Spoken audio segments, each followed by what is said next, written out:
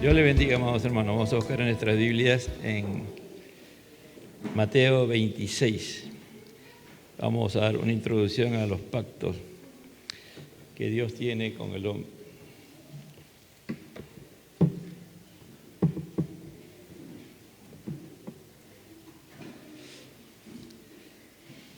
Padre, tú eres Dios, delante de ti venimos a presentar, Señor, esta nación y el mundo, Señor. Te queremos pedir que tú obres, Señor, y que realmente donde tiene que haber invierno, haya invierno, Señor, y donde tiene que haber verano, haya verano, Señor.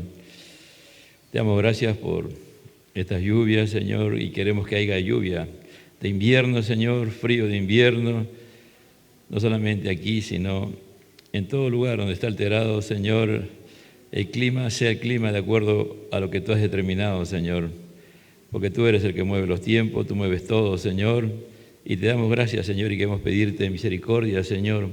Sabemos de que si todo vuelve a la normalidad, no habrá, Señor, escasez de alimentos, Señor, como lo está viendo, o no habrá sobreproducción en algunos alimentos y en otros no, Señor. Y alimentos que a veces no tienen tanta importancia sobre la sobreproducción, y los alimentos que son necesarios no se están produciendo, como el arroz, Señor, como el maíz, en varios lugares del mundo, Señor.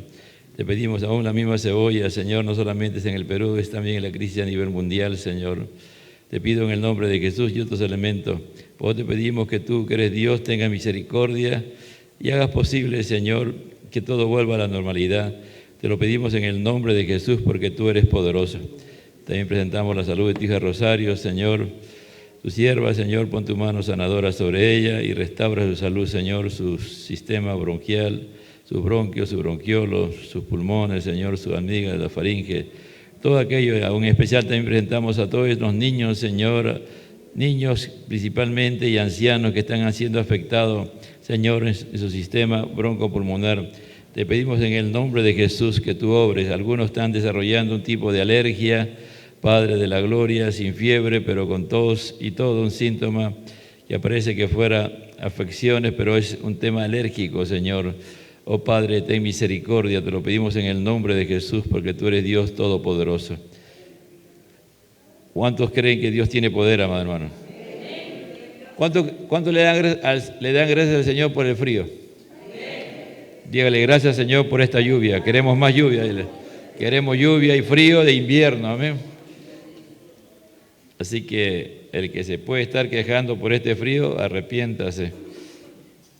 Vamos a ver Mateo 26, versículo 26. Mateo 26, 26. Y mientras comían, tomó Jesús el pan y bendijo y lo partió y dio a sus discípulos. Y dijo: tomad, comed, este es mi cuerpo.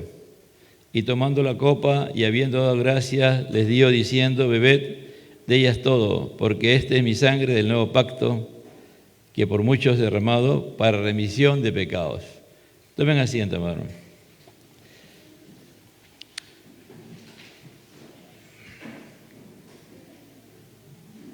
El tema del día de hoy vamos a dar una introducción solamente de los pactos entre Dios y el hombre, ¿no?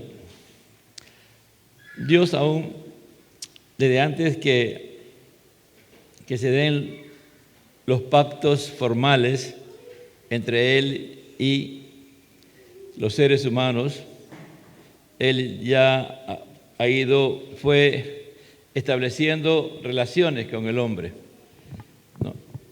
Debido a que los hombres necesitaban la intervención de Dios. Dios le va a pedir a los hombres que hagan algo conforme a lo que Él ha determinado, y Él va a cumplir sus promesas. Es decir, el Señor se acerca al hombre, lo forma a su imagen y semejanza, por ejemplo, y le dice al hombre que llene la tierra, ¿no? Vamos al 1:26. Génesis 1:26, perdón. Entonces dijo hagamos al hombre a nuestra imagen, conforme a nuestra semejanza, y señoreen en los peces del mar, en las aves de los cielos, en las bestias, y en toda la tierra, y en todo animal que se arrastra sobre la tierra. Y creó Dios al hombre a su imagen, a imagen Dios lo creó, varón y hembra los creó. Y los bendijo Dios, y le dijo, fructificaos y multiplicaos, y llenad la tierra, sojuzgarla, y señorear en los peces del mar, en las aves de los cielos, y en todas las bestias que se mueven sobre la tierra. Es decir, por ejemplo, aquí Dios acerca al hombre y lo bendice. Pero el propósito de Dios era que a través de esa bendición los hombres sean fructíferos, es decir, que sean productivos, ya sea como seres humanos, pudieran multiplicarse, ¿no? Y lo otro, llenen la tierra. Y sojuzgarla es señorearla, ¿no?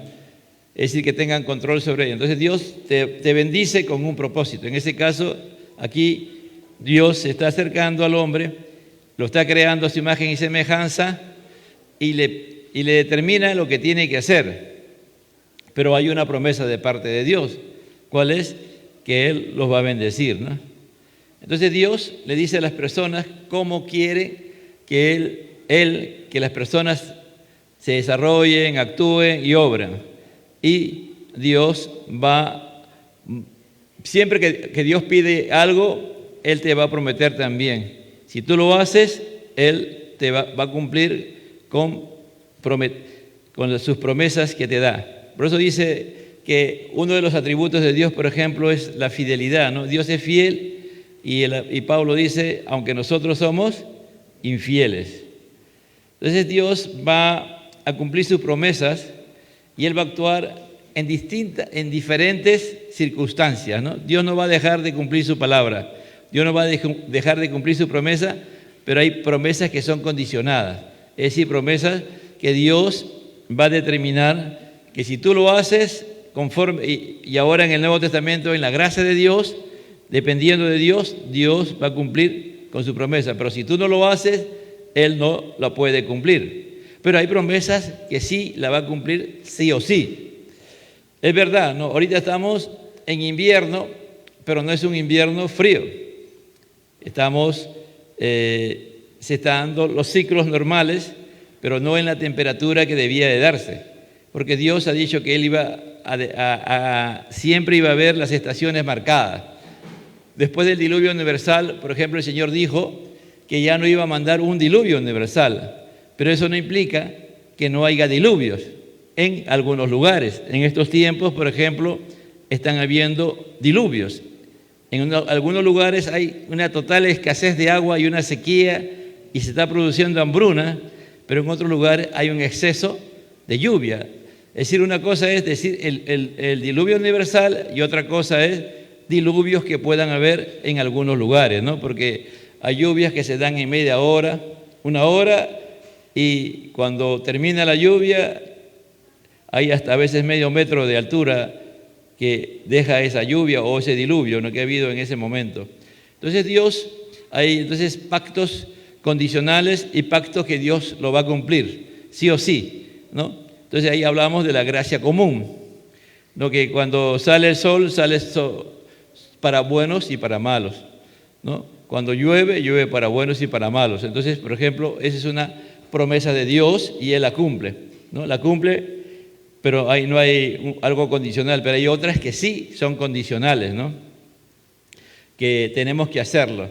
Entonces, la Biblia contiene varios resúmenes de diferentes tipos de promesas de Dios entre Dios y el hombre. En el Antiguo Testamento, la palabra que se habla es pacto, ¿no? Pacto. Y Dios ha hecho pacto con el hombre. Hay una palabra, tanto en el Antiguo Testamento, que se habla acerca de pacto, pero en el Nuevo Testamento la palabra que se va a usar para pacto no tiene algo así, una connotación tan clara como en el Antiguo Testamento. En el Antiguo Testamento no es muy clara, pero ya se entiende que es pacto. A veces cuando uno estudia, por ejemplo, la palabra de Dios, estudia una palabra, específicamente, en este caso pacto, ¿no? Yo voy al diccionario y encuentro la definición de pacto. Pero cuando comienzo a mirar en la palabra de Dios, el desarrollo del pacto no responde a esa definición. ¿Qué quiere decir? Que toda palabra tiene una etimología, un origen, y también un desarrollo a través del tiempo. Pero la palabra pacto ha ido cambiando o no cumple con ese propósito, porque Dios tiene que usar una palabra distinta para pacto, tanto en el Antiguo como en el Nuevo, porque si yo tengo un pacto entre dos personas, ¿no? Vamos a poner que yo soy una persona y tú eres otra persona, yo hago un pacto entre ti, el pacto tiene que darse en las mismas condiciones, ¿no? Yo tengo una posición, tú tienes otra posición. Por ejemplo, una de las cosas que en este tiempo se trabaja mucho es que a todos se le debe tratar por igual. ¿No es cierto? A todos se le debe tratar por igual, no debe haber excepción de color, de posición social, ¿no? Y se está trabajando mucho. Y en realidad eso es bueno, ¿no? Porque a veces hay un maltrato, hay una injusticia en las relaciones interpersonales. Y no es porque tú seas una persona que tenga una posición, seas empresario, profesional, eminente, se te va a tratar de una manera y aquel que es pobre o aquel que no tiene recursos se lo trata de otra manera, ¿no? La misma palabra de Dios nos habla que a los hombres hay que tratarlos a todos por igual. Y también la misma sociedad en este tiempo está reclamando eso. Pero es distinto el trato entre Dios y el hombre. ¿Me entiende? Yo no puedo ponerme, cuando Dios va a hacer un pacto conmigo, Dios no se va a rebajar a mi nivel. Dios va a seguir siendo Dios. Y Él es el que va a establecer el pacto. Él es el que va a determinar cuáles son las condiciones de los pactos, ¿no? Entonces, cuando el pueblo de Israel se comienza a desarrollar, alrededor del pueblo de Israel hubieron muchas naciones.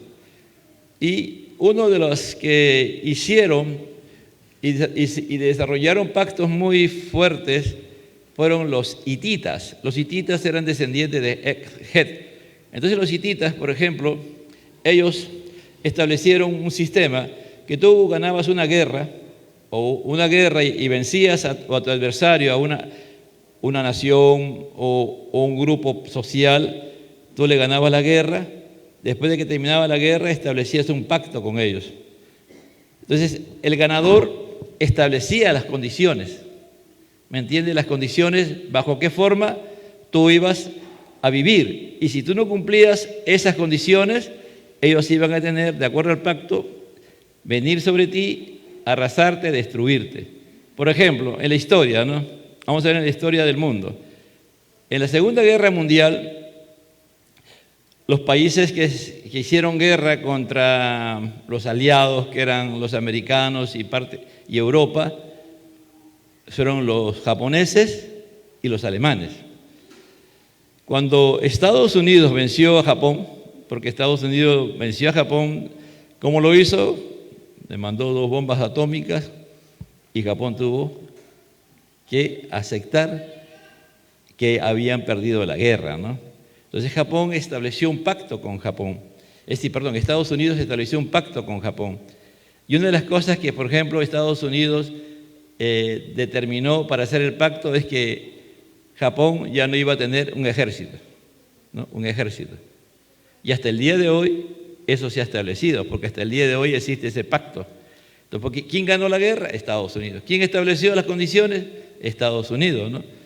Y cuando tú miras también la historia de la humanidad, siempre ha pasado eso, ¿no? Por ejemplo, el mismo pueblo asirio, el que fue el que derrotó a Israel, porque Israel se dividió en Israel y en Judá, ¿no? Y los asirios conquistaron toda la parte del gobierno del norte, que era Israel, y lo sacaron a toditos.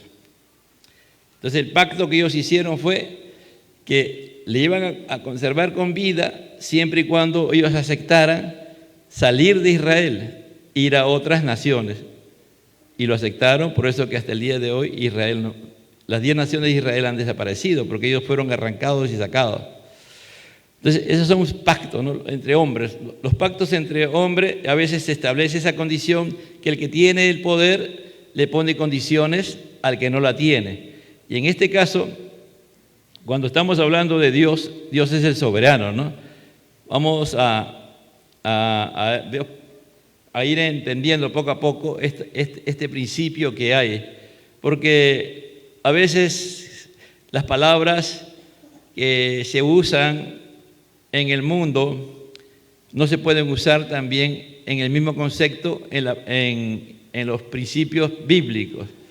Y hay otras palabras que sí, ¿no?, que se ha tenido que usar como el mundo lo usa, porque esa es la única manera de hacer entender las cosas que tú necesitas.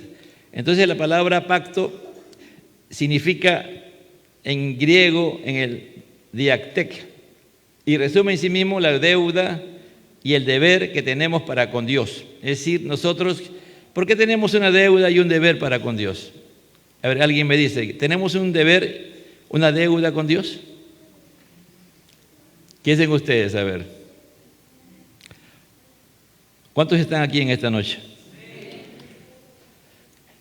A ver, ¿cuál es la deuda que tenemos con Dios? A ver, hermana Erika, ¿cuál es la deuda que tenemos con Dios?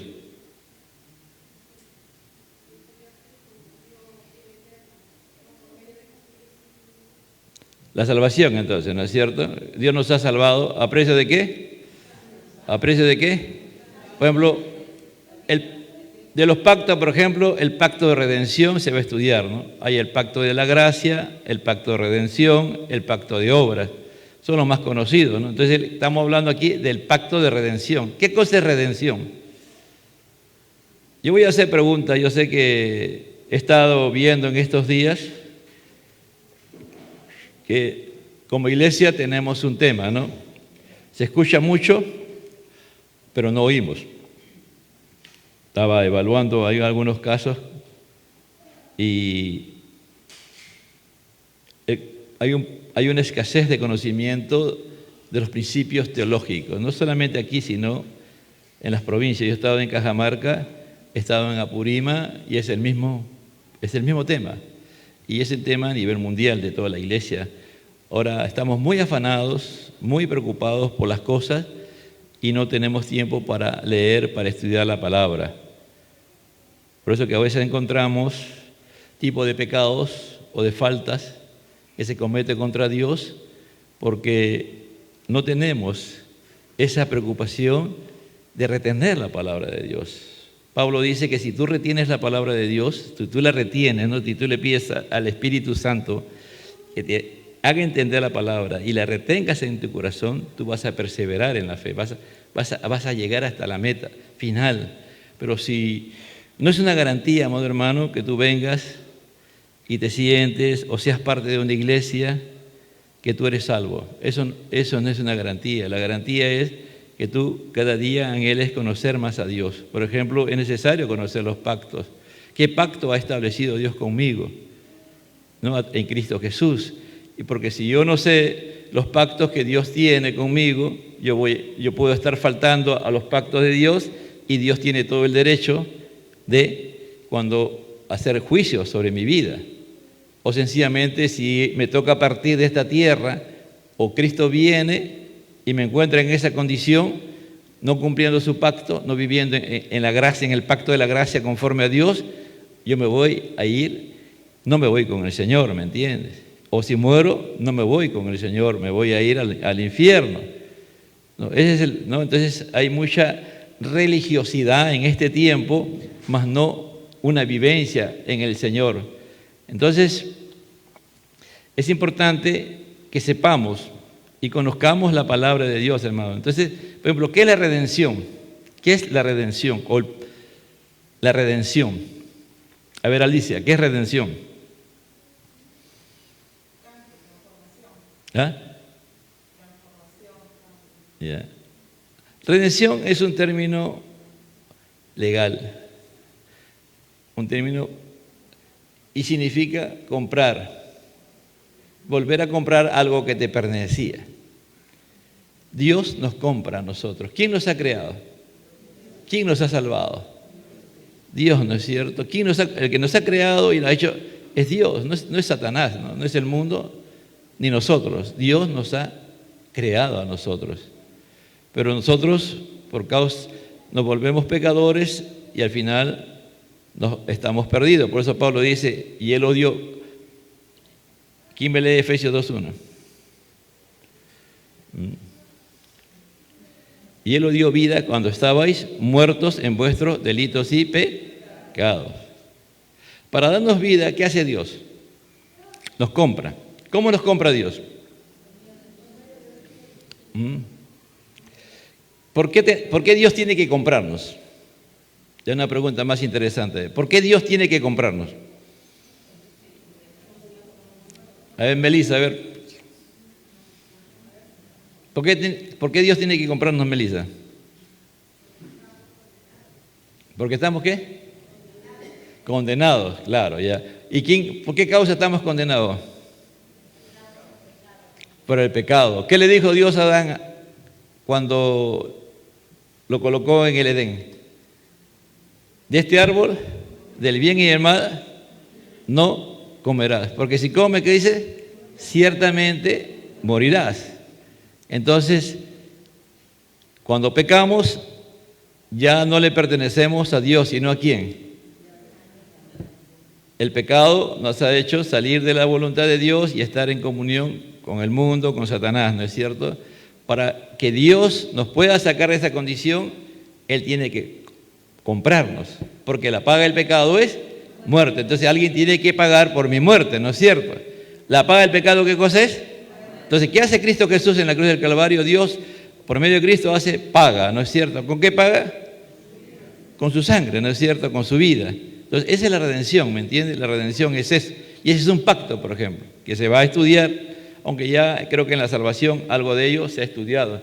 Entonces, por eso que estamos en deuda, porque nuestra nueva relación con Dios es debida a la aproximación o al acercamiento de Dios y no a nada que nosotros pudiéramos haber hecho. Nosotros no nos podemos comprar a nosotros mismos. Los religiosos se quieren comprar a sí mismos, ¿me entiende? Por medio de las obras, ¿no? Quieren cumplir con las cosas que Dios establece y al final fracasan. En cambio, el pacto de redención es un pacto que viene como resultado también del pacto de la gracia, en la cual Dios hace un pacto a través de Cristo, que dice Efesios 2:8, por gracia, por medio de la fe. ¿Cuál es el medio que Dios quiere que nosotros usemos para ser salvos? La fe. ¿Pero la fe en qué? La fe en que Cristo murió por nosotros pagando con su vida, comprándonos a precio de sangre. Entonces, tenemos un deber porque hemos de aceptar las condiciones de amor, fe y obediencias impuestas por Dios. Es decir, tenemos una deuda por la salvación y esa deuda es impagable. No se puede pagar. Cada vez que queremos pagar, nos salimos de la salvación. Pero cada vez que avanzamos en los caminos de Dios y vamos hacia el Señor, cumpliendo su voluntad en Cristo Jesús, en la gracia, nos endeudamos más. Pero Dios no se preocupa en absoluto que tú estés endeudado con Dios. Ante Dios se complace en que tú te sientas endeudado con Él, porque eso es lo que Dios quiere, que nosotros estemos totalmente dependiendo de Él, que dependamos totalmente de Él. Uno de los grandes problemas de las personas que no entienden la fe es eso, ¿no? Porque quieren pagar su salvación, hacen un esfuerzo sobrehumano y al final fracasan. Por eso que el domingo se decía, venid a mí todos los que estáis trabajados y cargados, que yo os haré descansar, ¿no? Y nos enseñaba de que había que llevar el yugo, ¿no? Y se hablaba de que el yugo era usado por los bueyes, ¿no? Por los toros domesticados que se llaman bueyes, y esos toros, había un toro, el toro experto, el toro de más edad y un toro que recién estaba, o un buey que recién estaba comenzando a ser buey. ¿Quién llevaba la carga mayor? El que lleva la carga, ¿quién es? El buey mayor. Solamente el otro buey es para soportar el yugo. El que lleva la carga de nuestras vidas, ¿quién es? Es Cristo Jesús, ¿no es cierto? Y ahí nosotros podemos venir y descansar en Él. Por ejemplo, ahí el Señor está haciendo un pacto con nosotros.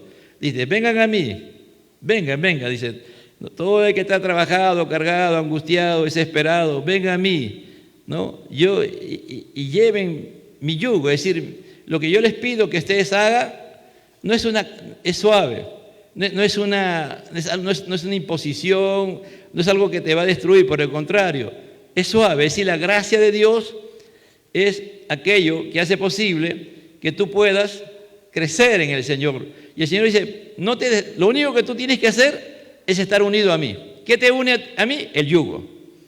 ¿No? ¿Y cuál es el yugo?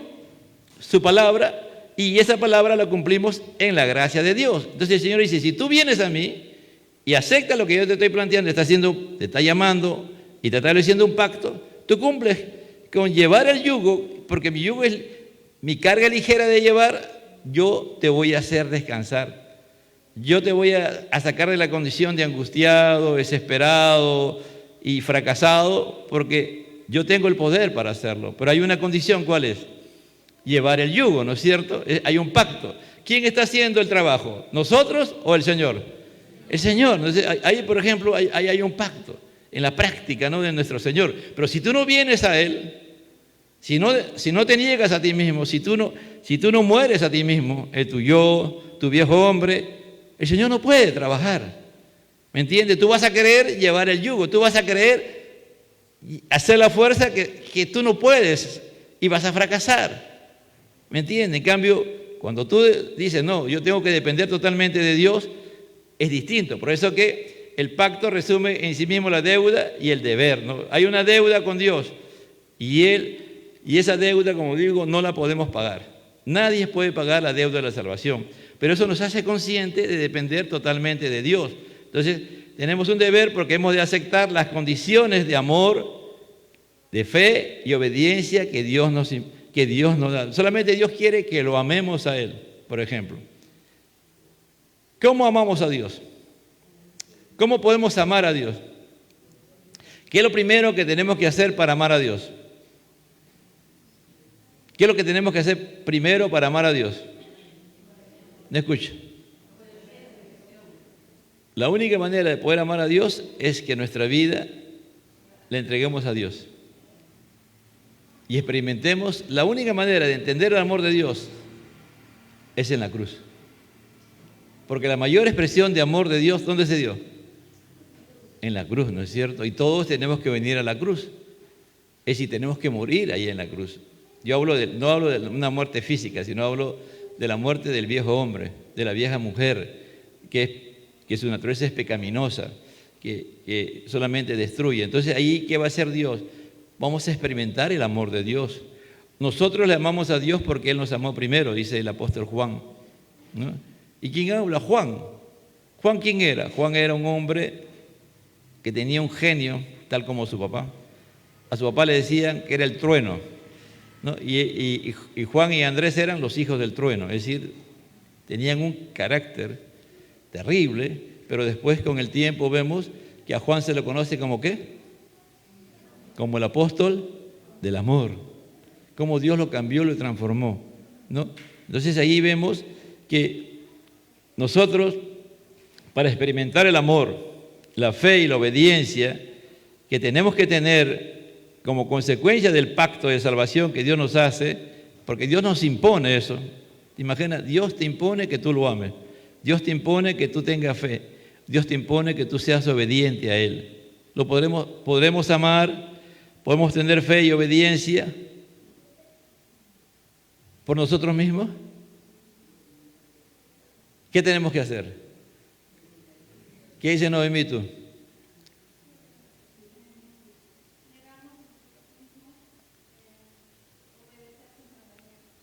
Ya.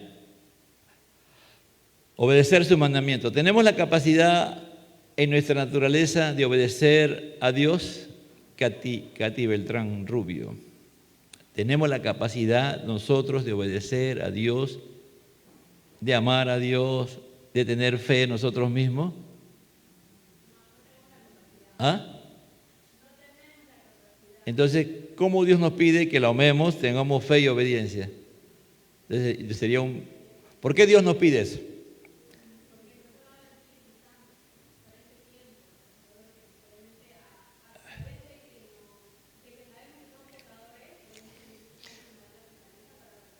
Ya, a ver, ¿quién me lee 2 Timoteo capítulo 2, versículo 1? Pablo está pronto a morir. Pablo, ese es su testamento que le está dejando a Timoteo. Y está escribiendo una palabra, va a introducir un tema que quiere que Timoteo siempre persista en ello. ¿Qué le dice? Esfuérzate en la gracia que es en Cristo Jesús. Entonces, ¿cómo yo me esfuerzo en la gracia que es en Cristo Jesús? Porque para poder amar, tener fe y obediencia, yo tengo que llevar el yugo del Señor, ¿no? El yugo que Dios me pone, que es su palabra, que son sus mandamientos, ordenanzas, pero que el que lo ha cumplido y el que lo ha vivido y lo ha cumplido perfectamente, ¿quién ha sido? Cristo Jesús, cuando estuvo en la tierra como Jesús. Él lo cumplió, ¿entiendes? Él cumplió y Él tuvo amor, Él tuvo fe, Él fue obediente. Si tú miras la vida de Jesús, en ningún instante Jesús hace algo sin depender del Padre, sin someterse al Padre, ¿no? Él, cada cosa que hacía bajo la obediencia del Señor. Y aún más, el mismo autor de Hebreo dice que Jesús aprendió obediencia, ¿de qué manera? Por las pruebas, ¿no es cierto? Mira, Jesús siendo Jesús. Pero, ¿cuál es el secreto? Es esforzarnos en la gracia. Es decir, decirle, Señor, todo esto que es amor, todo esto que es fe y obediencia, yo solamente sé que lo puedo tener en tu gracia. Entonces Dios, por medio de ese Espíritu Santo, como decía Katy, va a ser posible que tú ames, que tú tengas fe y obediencia. Y tú te esfuerzas en que, Señor, yo con mi amor no puedo amar nada. Con mi amor es egoísta, mi amor es convenido, pero tu amor sí es perfecto. Entonces, Señor, yo necesito, le pido al Espíritu Santo, derrama tu amor, o el amor que has derramado, perdón, me equivoqué, porque Dios ha derramado amor. En Romanos 5:5 dice, pero la esperanza no avergüenza, porque el amor de Dios ha sido derramado en nuestros corazones por medio del Espíritu Santo que nos ha sido dado. Ya el amor de Dios está en nosotros, hermano. Ahora, el esfuerzo que Dios quiere, nada más que hagamos, es pedirle al Espíritu Santo que ese amor de Dios lo pongamos en acción. Por eso que Pablo dice, mas el fruto del Espíritu Santo es el amor, ¿no es cierto? Y las ocho características restantes dependen del amor. Entonces, ¿qué tengo que decirle yo? El Señor dice, esfuérzate en la gracia que es en Cristo Jesús. Yo estoy bajo el pacto porque yo tengo un deber con Dios, porque eso es lo que tengo que hacer en el pacto. Entonces les pido al Espíritu Santo que en su gracia Él me haga amar como amó Jesús. ¿Me entiende? Por eso el apóstol Juan dice, el que permanece en Él debe andar como Él anduvo. ¿Y Él cómo hubo? ¿Él cómo andó? Amando. ¿Cómo hubo? Teniendo fe. ¿Cómo anduvo Jesús? Teniendo obediencia. Entonces yo cuando me esfuerzo en la gracia, Dios hace posible que el Espíritu Santo obre el amor en mí y yo comienzo a amar, ya no con mi amor, sino con el amor de Dios. Ya no con mi fe, sino con la fe de Cristo, ¿me entiendes? Por eso que ahí cuando tú ves en el capítulo 11, todos los héroes de la fe, al final, en el capítulo 12, nos va a explicar el autor de Hebreo que la fe viene de Cristo, el autor y consumador de la fe, ¿me entiendes? Puesto los ojos en Jesús, el autor y consumador de la fe. Entonces la fe que tú tienes no es tuya, no es tu fe, es la fe de Cristo, que Dios por medio del Espíritu Santo, cuando tú te esfuerzas en la gracia, te da esa fe que Jesús podía reprender a ese demonio que estaba causando una tormenta en el lago de Galilea y pararse, porque era un demonio, que se habían levantado contra Jesús, porque Jesús iba a llegar ¿a dónde? A Gadara, ¿a qué? A liberar a 2 endemoniados. Y los demonios sabían que Jesús tenía poder y quería causar problemas para que Jesús no llegara. Jesús llega, ¿no es cierto?, a Gadara, libera a los endemoniados o no los libera. Sí, lo libera. ¿Y después qué hace la gente de ahí? Lo expulsa a Jesús. Y Jesús tiene que retirarse. Pero ¿están entendiendo? Entonces, todo eso es gracias a los pactos que Dios ha establecido. Dios te pide algo, Dios te exige algo en este tiempo, pero Él no que tú lo hagas. No, Él por ti mismo, tú y yo no quiere, y el Señor, que nosotros lo hagamos por nosotros mismos, sino es en todas las cosas que Él nos ha dado, que es en la gracia, ¿me entienden? Por eso que aquí estamos introduciendo a lo que son los pactos, que son el pacto de obras, el pacto de redención y el pacto de gracia. Y todo eso se va a estudiar ya en la próxima semana con mi esposa, ¿no? Porque muchos piensan, por ejemplo, que el pacto de gracia solamente es en el Nuevo Testamento. Muchos tienen esa idea así fija, ¿no? Que solamente la gracia en el Nuevo Testamento y no hay gracia en el Antiguo Testamento. No, hermano. De que comienza la palabra de Dios, comienza la gracia. Es decir, los seres humanos se ha demostrado, y en la Biblia está, que Dios le dio los mandamientos y al final, ¿alguien cumplió los mandamientos? No, ahí está, por ejemplo, mire. David, que tenía el corazón conforme a Dios, ¿cumplió con los mandamientos? No, hasta asesino se volvió, ¿no es cierto? Entonces, a veces tenemos que hacer el esfuerzo en Cristo Jesús y en la gracia para permanecer, amado hermano. Esta es una batalla terrible que estamos librando el día de hoy. Los cristianos de esta época nos estamos acercando bastante al tiempo de Jesús, cuando Jesús se vino a la tierra. El mundo estaba bien pervertido, bien perdido. Si tú y yo, amado hermano, no perseveremos en la fe, no buscamos a Dios, no oramos, no nos metemos con Dios, es muy probable, amado hermano, que muchos de los que estamos acá, el día que Cristo venga, nos demos con la sorpresa que no nos vamos a ir, ¿me entiende? Porque estamos muy afanados, hermano. Cada vez, ¿por qué creen que está pasando este tema de lo que estamos viendo el día de hoy? Ahorita, por ejemplo, mi yerno está en República Dominicana, ¿no? Y él ha ido a trabajar y no puede trabajar porque hay una tormenta que posiblemente se convierte en huracán, pero está pasando por Santo Domingo. Por Santo Domingo no va a haber, por lo menos la tormenta, que los vientos están casi a 100 kilómetros por hora. Eso no es un huracán. Un huracán está arriba de 200 kilómetros, 250, cuando se convierte en huracán. Pero él ha ido a trabajar y 2 días no va a poder. Hoy día y mañana no va a poder trabajar, ¿no? Mire, el otro día veía en Estados Unidos, no me acuerdo, sí creo que es en Estados Unidos o es en Canadá. Uno de estos países hay unos incendios terribles, unos incendios, así como ha habido en Hawái, que hubo un huracán junto, y el huracán vino y habían unos incendios. Y el huracán agarró los incendios y de un momento a otro, ¿se imagina? Ya no era solamente vientos que venían, sino venían fuego.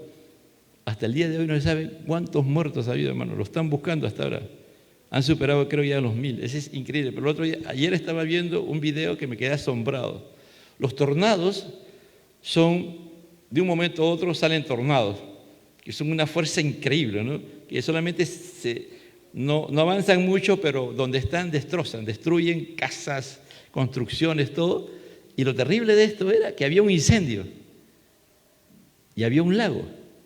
El lago estaba más frío que el incendio y ha producido un tornado. ¿Se imagina un tornado de fuego? No era un tornado como tú siempre lo ves en las películas, en los videos, ¿no? O a veces en los noticieros, no. Era un tornado de fuego. Increíble, ¿no? ¿Por qué? ¿Por qué está pasando todo esto? Porque nosotros la iglesia no está cumpliendo el pacto establecido con Dios. Uno de los pactos que Dios establece es que nosotros tenemos que orar por la humanidad y tenemos que proclamar el Evangelio. Cuando hablamos de la gran comisión, por ejemplo, el día domingo se repartían las alcancías y prácticamente los hermanos casi tenían que rogar a los hermanos que llevaran su alcancía, ¿no? Si tú eres un verdadero cristiano, llamas a Dios, nadie te tiene que rogar para que tú des para las misiones, hermano. Porque tú eres salvo porque alguien un día Dios usó para predicarte el Evangelio. Y esa persona, de una u otra manera, era sostenido por alguien. ¿Me entiendes? A veces nosotros tenemos una posición tan especial que pensamos que lo que tenemos, por ejemplo, es nuestro. Nada es nuestro, hermano, nada. Cuando tú entiendes el pacto de la gracia, nada, ni tu vida te pertenece, hermano. Si tú crees que tu vida es tuya y de ti, estás perdido. No has entendido lo que es el pacto de la gracia. Cuando yo le entrego mi vida al Señor, ya no me pertenece, le pertenece a Dios. Yo solamente soy administrador hasta de esta vida que tengo, yo tengo que administrarla. El dueño de mi vida es Dios. Porque ¿qué hice el día que me arrepentí de mis pecados? ¿Qué pacto establecí con Dios? ¿Qué pacto yo establecí con Dios el día que le entregué mi vida? ¿A quién le entregué mi vida? ¿Me entregué a mí mismo mi vida otra vez? ¿Me la pedí yo mismo o se la entregué a Dios? Entonces, la vida que tenemos ahora, ¿a quién le pertenece? A Dios. Pero a veces pensamos, pues hermano, que todo es nuestro. Un día, hermano, vamos a estar ahí, si es que Cristo tarda en venir, vas a ir con tu último terno, los hombres, o con su último vestido, las mujeres, a un cajón ahí. Por más bonito que sea, puede ser que haya 400,000 personas en tu entierro, todo el mundo venga, hermano. Pero eso no te confirma que tú te vas al cielo. Si tú no has vivido bajo el pacto de la gracia, no has aceptado lo que Dios te ha establecido, vamos a sorprendernos, hermano. Esto es importante, por eso que se ha hablado sobre el pecado y después del pecado viene el tema de los pactos. Es decir, ya Dios te ha salvado. Ya, ahora has entendido qué es el pecado, Dios te salva a través de Cristo Jesús. Pero Dios establece un pacto, pues. ¿Para qué? Para que tú no vuelvas nuevamente al pecado. Para que tú no vuelvas a pecar. Para que no seas un instrumento del pecado. Por el contrario, para que tú dependas de Dios. Aquí, por eso que cada vez hay menos creyentes que tienen fe, menos creyentes que tienen amor, menos creyentes que obedecen a Dios. Entonces, como digo, el pacto resume en sí mismo la deuda y el deber que tenemos para con Dios. Estamos en deuda porque nuestra nueva relación con Dios es debida a la aproximación de Dios y no a nada de nosotros que pudiéramos haber hecho, hermano. Dios se acerca a nosotros, Dios plantea todo, y si yo acepto lo que Dios quiere, yo tengo que someterme a lo que Dios me ha dicho. Por eso que el domingo se hablaba sobre el yugo, y el yugo del Señor es ligero de llevar, mi carga es suave de llevar. El Señor no te pone una carga mayor de la que tú puedes llevar. Y lo más glorioso y grandioso es que Dios, a través de Cristo Jesús y el poder del Espíritu Santo, hacen posible que tú puedas cumplir con todo lo que Dios establece. Samuel Rutherford dice, ¿qué indujo a Dios a hacer el pacto de gracia? ¿Qué indujo a Dios? Dice, su propia y libre misericordia y gracia. Pues cuando Él lo hizo, nosotros éramos hijos bastardos, desamparados, expósitos y medio muertos. ¿Por qué le dice esto, expósito y medio muerto? Porque en ese tiempo había muchas mujeres que a veces daban a luz a sus hijos y los dejaban en las calles hasta que se murieran. O a veces, dando a luz, lo dejaban a los niños y se ahogaban ellos en su propia sangre. Por eso que este hombre, que es un siervo de Dios, está hablando del pacto de gracia del Señor. Dice, cuando éramos hijos bastardos, desamparados, expósitos, medios muertos, dejados a la intemperie a morir en su propia sangre, y nuestro Señor se nos acercó e hizo un pacto con nosotros. Él se acerca a nosotros. Si tú vas a Ezequiel 16, aleluya. ¿Cuántos están vivos en esta noche, amado hermano? Aleluya. En Ezequiel 16 va a hablar de la infidelidad de Jerusalén, pero voy a leer las primeras partes nada más, ¿ya? Vino a mí palabra de Jehová diciendo, hijo de hombre, notifica a Jerusalén sus abominaciones y di, así ha dicho Jehová el Señor sobre Jerusalén, tu origen, tu nacimiento es de tierra de Canaán, y tu padre fue amorreo y tu madre etea. Y en cuanto a tu nacimiento, el día que naciste no fue cortado tu ombligo, ni fuiste lavada con aguas para limpiarte, ni salada con sal, sino que fuiste envueltos en faja. Mira cómo el Señor va presentando una figura, ¿no? No hubo ojo que se compadeciera de ti para hacerte algo de esto. teniendo de ti misericordia, sino que fuiste arrojada sobre la faz del campo con menosprecio de tu vida en el día que naciste. Mire cómo está presentando Ezequiel a las personas, ¿no? Y yo pasé, y aquí habla Jehová, dice, ¿no? Dios, Jehová Dios, dice, yo pasé junto a ti y te vi sucia en tus sangres. Y cuando estabas en tus sangres, dije, vive. Sí, te dije, cuando estabas en tu sangre, vive la salvación. Te hice multiplicar como la hierba del campo y creciste y te hiciste grande y llegaste a ser muy hermosa. Tus pechos se habían formado y tu pelo había crecido, pero estabas desnuda y descubierta. Y pasé otra vez junto a ti y te miré. Y aquí que tu tiempo era tiempo de amores y extendí mi manto sobre ti y cubrí tu desnudez. Y te di juramento y entré en pacto contigo, dice Jehová el Señor, y fuiste mía. Te lavé con agua y lavé tus sangres de encima de ti y te ungí con aceite. Mira todo lo que Dios hace con nosotros. Y te vestí de bordado, te calcé de tejón, te ceñí de lino fino y te cubrí de seda. Todo lo está dando Dios. ¿Cómo estaba? Desnuda. Cuando nació ni siquiera hubo alguien que le sacara el cordón umbilical.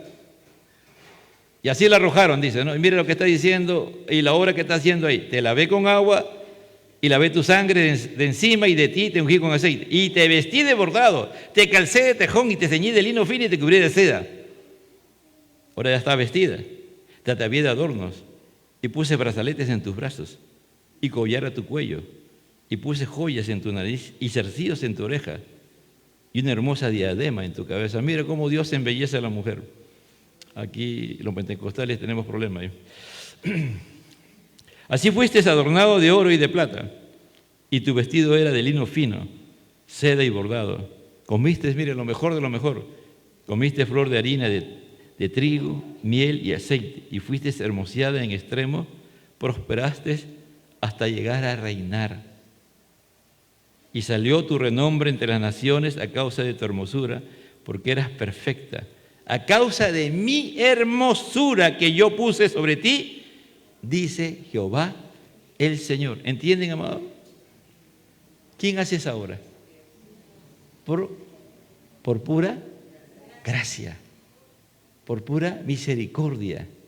Pero Dios, ese Dios que hace todo eso, ese Dios quiere, por ejemplo, que en el pacto de gracia tú lo ames, tengas fe en la obra de Dios y obediencia.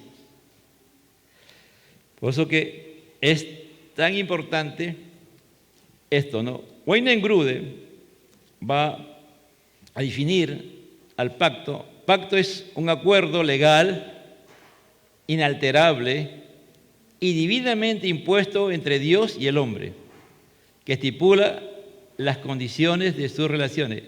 Voy a leer nuevamente. Un pacto es un acuerdo legal. ¿Por qué un acuerdo legal? ¿Por qué puede Wayne Grudem decir que el pacto que Dios establece es un acuerdo legal? ¿Por qué tiene que ser legal? ¿Por qué no pudo haber sido de amor, de misericordia, de bondad, de fidelidad? ¿Por qué legal? Ya lo dijimos hace un momento, ¿no? ¿A quién estábamos? Pablo dice, yo estaba vendido ¿a quién? ¿Al qué? Al pecado. Al pecado. ¿Qué hizo Dios para sacarnos de esta condición? Tuvo que venir a comprarnos. ¿Y a precio de qué? Y a precio de sangre. Ahora, es un pacto, es un acuerdo legal inalterable. Dios, cuando establece un pacto, no lo cambia. Si lo cambia, es que está haciendo otro pacto, ¿me entiende? Si Dios cambió un pacto, por ejemplo, una cosa es el pacto de la ley, otra cosa es el pacto de la gracia. Una cosa es el pacto de Noé y otra cosa es el pacto que Dios hace con Abraham, ¿me entiende? Si Dios cambia un pacto, es que está estableciendo otro pacto. Por eso que yo le leí hace un momento, dice, este es el 26 en Mateo, leímos hace un momento, ¿no? Para entender, Dios aquí está haciendo a través de Cristo un nuevo pacto. Y mientras comían, tomó Jesús el pan y lo bendijo y lo partió y dio a sus discípulos. Y dijo, tomad, comed, este es mi cuerpo. Y tomando la copa y habiendo dado gracia, les dio diciendo, bebed de ello de todo. Porque esto es mi sangre del nuevo pacto, que por muchos derramado para remisión de pecados, para comprar los pecados, para pagar. Entonces, este pacto los pactos que Dios hace son inalterables. Si tú lo modificas, tú, ya no es efectivo para ti. Tú puedes creer que lo estás cumpliendo, pero si ya lo modificaste, entraste en desobediencia, en rebelión contra Dios. ¿Por qué? Porque, ¿qué dije? Los pactos entre los hombres se dan en igualdades, pero los pactos entre Dios y el hombre, ¿quién es el que establece? ¿Quién es el que nos ha vencido? ¿Quién es el que nos ha comprado? ¿Quién ha derrotado a Satanás en la cruz del Calvario y tiene todo el derecho de decir, ya te compré, ahora, Milagrito, tú eres mía? ¿Por qué? Porque Milagrito ha aceptado el plan de salvación. ¿Pero qué hizo Dios? Tuvo que vencer a Satanás. Dice la palabra que Jesús le dio muerte a la muerte. ¿En dónde? ¿Dónde Jesús le dio muerte a la muerte? En la cruz. Con la resurrección, ¿no es cierto? Entonces, Él es. Entonces, por eso que el pacto es inalterable. No hay otra forma de ser salvo ahora. Es a través de la cruz. No es a través de tu obra. Por eso que Pablo va a decir que si tú haces algo, ya se cuenta como deuda. Al contarse como deuda, ya no es gracia. Entonces se hace inefectivo la salvación. Dice, y divinamente impuesto entre Dios y el hombre. Es decir, Dios es el que establece. Dios es el que determina.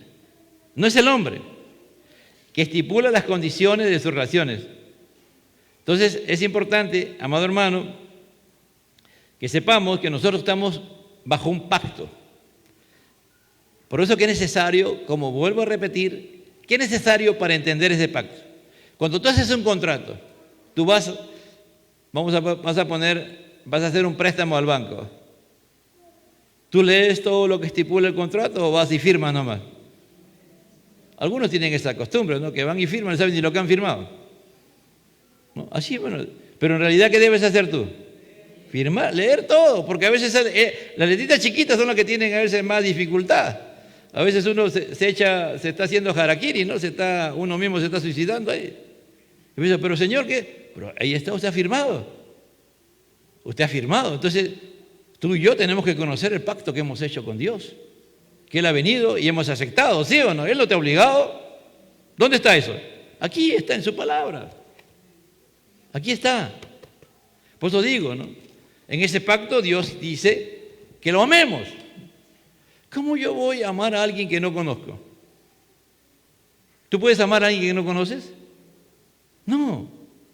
Cuanto más lo conozco a Dios, más me voy a sentir enamorado de mi Señor, ¿no? De mi Salvador, del Padre, del Hijo y del Espíritu Santo. Pero ¿cómo lo conozco? ¿Cómo lo conozco? ¿Cómo lo conozco, hermana Susana? En su palabra y poniéndolo en acción, ¿no es cierto? Porque de nada vale que yo conozca, lea la palabra, pero no lo pongo. Por eso que la fe se muestra en obras, ¿no? Y el conocimiento de Dios, después de que tú escudriñas la palabra, después de que tú en tu mente y en tu corazón le pides al Señor que Él te revele esa palabra, y lo pones en acción, lo pones en obra, es ahí donde vas a conocer a Dios. ¿Y qué va a afirmar eso?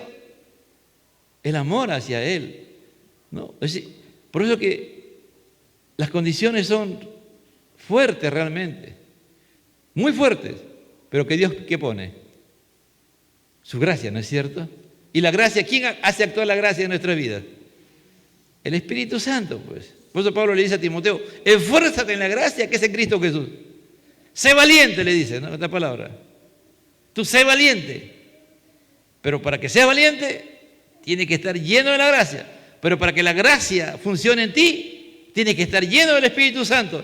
Porque toda persona que está lleno del Espíritu Santo, real y verdaderamente, tiene que estar lleno de su palabra. Vamos a ver, y termino con eso. Efesios 5:18.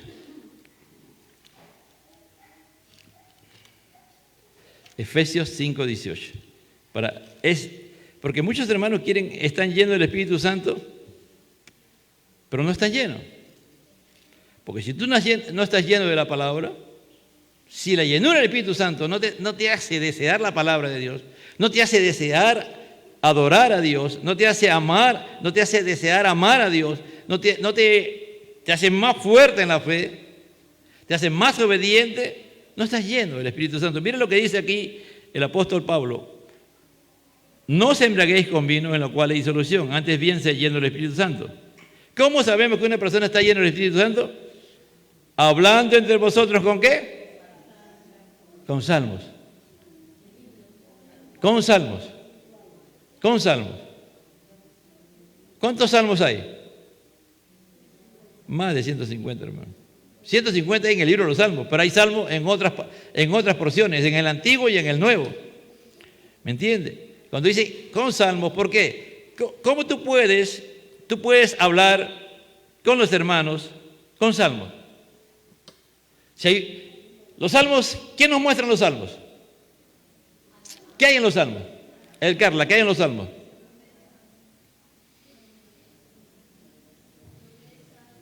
¿Ah? Promesas, ¿qué más? ¿Ah?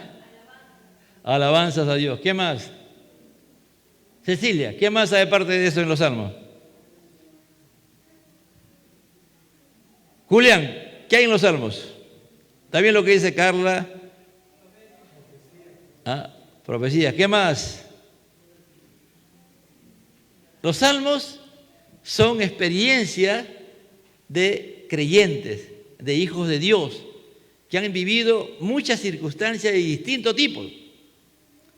Y la única manera era buscando a Dios. Hay momentos de victoria, hay momentos de logro, hay momentos de crisis. Hay salmos que terminan y aparentemente no hay ninguna promesa ahí. ¿Usted ha leído los salmos?